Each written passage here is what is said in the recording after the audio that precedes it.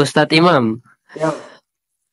jadi kenapa masyarakat kita itu sangat gampang ikut-ikutan, terutama dalam konteks sekarang terhadap hal-hal yang viral seperti saat ini lagi tren misalnya terkait ubur-ubur ikan lele.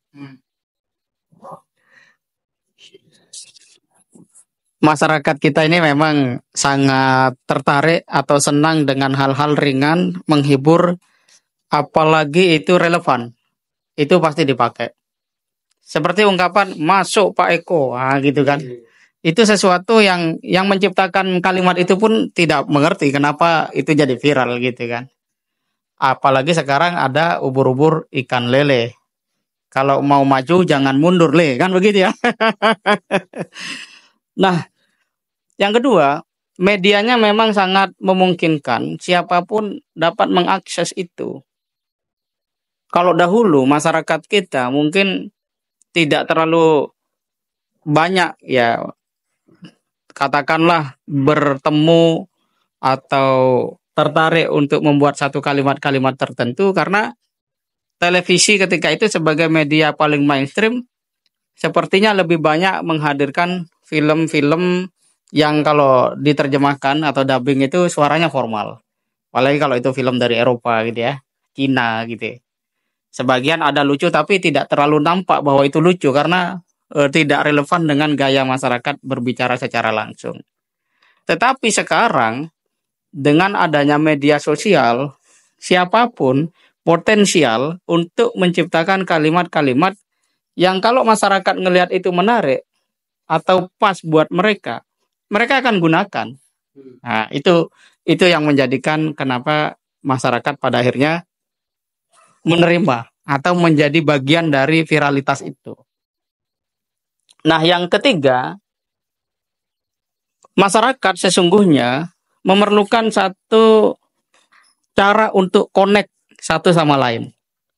Dan sesuatu yang viral di media sosial biasanya akan diungkap, diulang, diucapkan di alam nyata.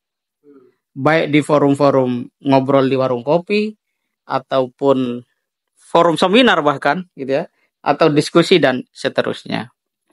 Nah, yang penting untuk kita perhatikan adalah apa di balik fenomena itu.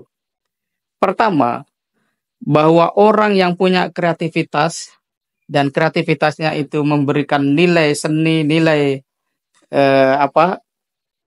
hiburan bagi masyarakat atau humor itu akan diambil oleh masyarakat.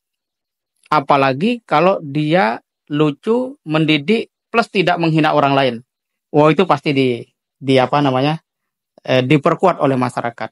Ubur-ubur ikan lele, ayo jangan mundur le. Nah, itu kan menarik, memberi nuansa untuk mendorong orang punya sikap progresif, optimis. Nah, yang kedua, tentu saja lebih baik kalau kita kemudian kumpulkan, ya, apalagi anak-anak muda ya, kumpulkan kata-kata yang pernah viral di Indonesia itu. Nah, kumpulkan, kemudian ditimbang-timbang, kira-kira kalau kemudian saya olah kata-kata ini menjadi sesuatu yang baru, terus saya ucapkan di media sosial misalnya, potensi enggak untuk jadi viral. Sehingga kita tidak hanya menjadi follower, ikut-ikutan, tapi juga mampu menjadi orang yang menciptakan. Sekalipun yang kita ciptakan itu dengan merujuk pada referensi-referensi kata-kata viral yang lain. Tapi secara umum bangsa Indonesia adalah bangsa yang tidak mau terlalu serius di dalam kehidupan ini. Dan itu positif.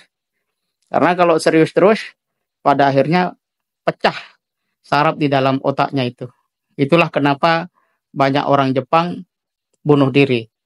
Itu bukan kurang cerdas, tapi karena terlalu tegang mengisi kehidupan, memikirkan masalah atau kehendak yang tidak terturutkan, akhirnya pecah sarafnya. Di dalam hal ini bukan saraf betulan yang pecah, akan tetapi mentalitasnya terganggu, kemudian dia terkena pesimisme, pada akhirnya dia melihat sepertinya hidup sudah tidak begitu menarik dan saatnya saya untuk mengakhirinya. Terjadilah bunuh diri. Nah, kalau tidak serius nggak begitu. Nah, itu enaknya orang Indonesia.